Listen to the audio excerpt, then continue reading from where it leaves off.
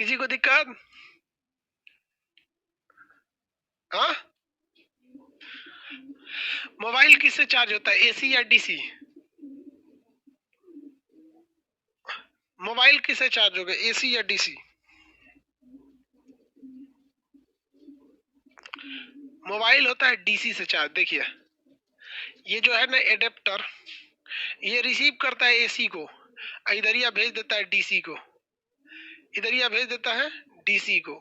तो ये जो एडेप्टर होता है ना, ये बहुत खतरनाक होता है। यही एसी को डीसी में बदल देता है।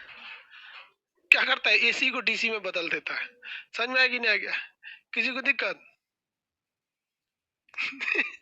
एक दुकान पे ना एक तो महिला गई थी, तो पहले ये यूएसबी वाला चार्जर नहीं आता था, पहले ये अलग नहीं होता था। आज से 4-5 साल पहले ये यूएसबी टाइप नहीं था, इसी में से तार निकलता था, वो अलग नहीं हो पाता था। आज नहीं, ये यूएसबी अलग हो जाता है, पहले अलग नहीं हो पाता था। तो महिला का कोई चूहा ना उसका तरवा काट दिया था। तो महिला जानते हैं क्या की, तरवा काट दिया था ना, उसका चूहा तार काट दिया। तो क्या की, तरवा को इसे फैला दी। क्या की, इसे तरवा को फैला दी, और फैला के ना मोबाइल में घोस दी, इसको ले जाके पलक में घोस दिया। उस ससुरा एसी करंट चलाया मोबाइल में। आके दुकान पे करिए ना कि देखा ना, ये हमार चार्जरवा के मुंह काट देले रहला ना, तो हेंगन कह के खोसनी है तो काज ने काय मोबाइल पर धुआं छोड़ता हमार। अरे ससुरी तो नहीं धुआं छोड़ता, उड़ा दी तू मोबाइल को, बोलती है धुआं छोड़ रहा है। गजब हाल है, एक से एक खतरनाक कांड करती है चीज। किसी को दिक्कत? एसी डीसी समझ में आ गया आप लोग को? you understand what is AC and what is DC? देखिए एसी करंट, डीसी करंट जो होती है, इसकी फ्रीक्वेंसी कितनी होती है? फ्रीक्वेंसी 0, क्योंकि फ्रीक्वेंसी जब भी होती है किसकी होती है भैया, तरंग की होती है। किसकी होती है, तरंग की होती है। कि एक सेकंड में तरंग कितनी बार कंपन कर रहा है, ये कंपन करता है नहीं, इसकी कोई फ्रीक्वेंसी नहीं होती है। जबकि इसकी फ्रीक्वेंसी कितनी होती है, एसी करंट की फ्रीक्वेंसी कितनी होती है, एक सेकंड में कितनी बार कंपन कर देता, 50 प्लस माइनस 5, कभी 50 प्लस माइनस 5।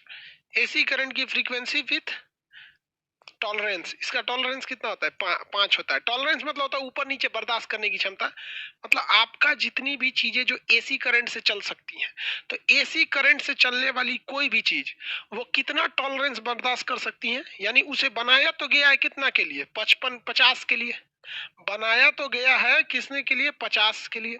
लेकिन लेकिन क्या चीज, लेकिन अगर आप उसे 55 दीजिएगा तो भी बर्दाश्त कर लेगा, लेकिन 55 से ज्यादा देंगे तो भड़क जाएगा।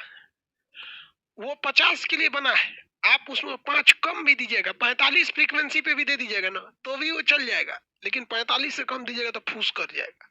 तो टॉलरेंस कितना होता है, प्लस माइनस 5। टॉलरेंस बताएंगे तो प्लस माइनस 5 हो जाता है। हो गया?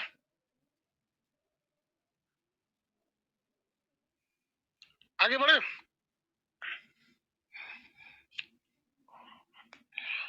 किसी को कोई दिक्कत नहीं है एसी एंड डीसी में?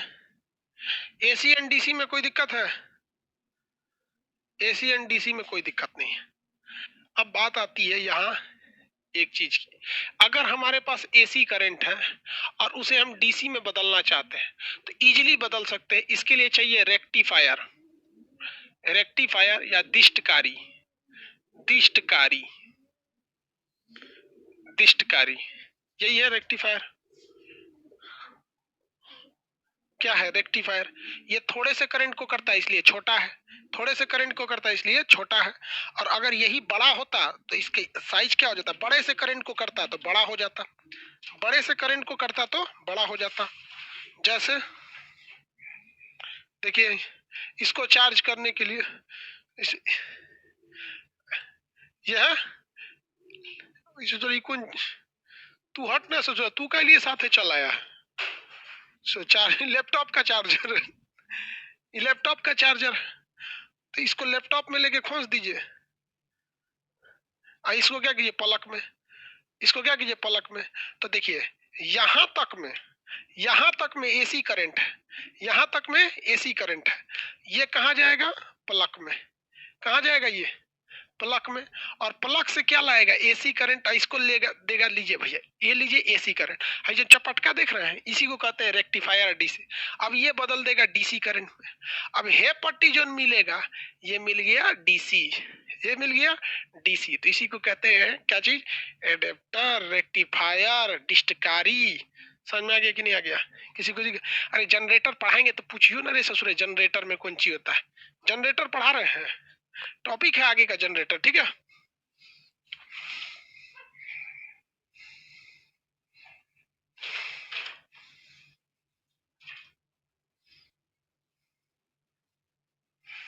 चलिए,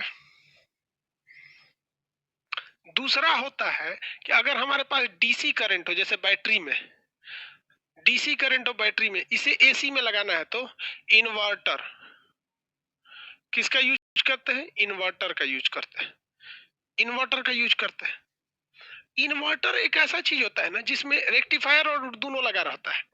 जब आप चार्ज करते हैं ना, जब आप चार्ज करते हैं तो एसी करंट को लेता है और डीसी करंट में बदल के किसको दे देता है? क्या कर देता है? डीसी को। नहीं समझे? देखिए, ये बिजली का ये है प्लग है, इसमें खोज दीजिए, इसमें से तार है, ये इन्वर्टर है, ऐसे चौकोर सा होता है इन्वर्टर, इन्वर्टर। और इससे जुड़ी रहती है हमारी बैटरी। इससे क्या जुड़ी रहती है? बैटरी जुड़ी रहती है। मान लीजिए इससे जुड़ गई बैटरी। इस ससुरा में दो भाग होता है, ऊपरा होता है रेक्टिफायर और नीचे होता है इन्वर्टर।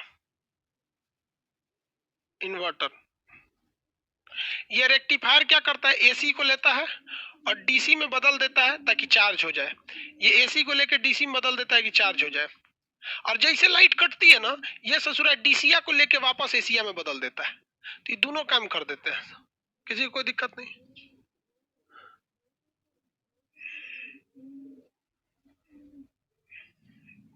आगे बढ़े, इन्वर्टर समझ में आ गया? इन्वर्टर क्या होता है? बैटरी में जो डीसी करंट है उसे उठाकर क्या कर देता है? एसी करंट बदल देता है। बैटरी में जो डीसी करंट है उसे उठाकर ये एसी करंट में बदल देता है। बैटरी में जो डीसी करंट है उसे उठाकर ये एसी करंट में बदल देता है। कौन? इन्वर्टर। कौन?